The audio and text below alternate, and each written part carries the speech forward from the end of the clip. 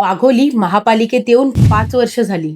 मग नक्की काय बदललं? मित्रांनो, वाघोलीचा पीएमसी मध्ये येऊन आता 5 वर्ष पूर्ण झाली आहेत. 2021 मध्ये वाघोली जेव्हा ग्रामपंचायत मधून महापालिकेत आली तेव्हा खूप आशा होत्या.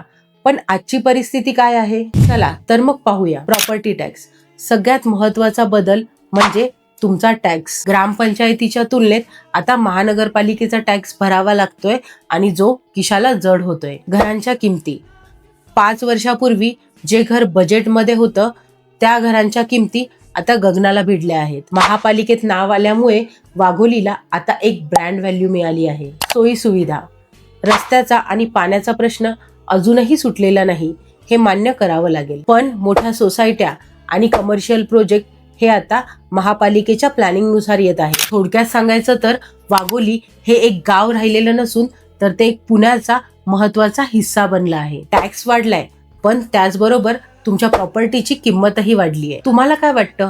महापालिकेत आल्यावर वाघोलीचा खरोखरच विकास झालाय की फक्त टॅक्स वाढलाय? कमेंटमध्ये तुमचं स्पष्ट मत सांगा. आणि पुण्याच्या रिअल इस्टेट मधील अशाच कडूगोड सत्यांसाठी आम्हाला फॉलो करायला विसरू नका.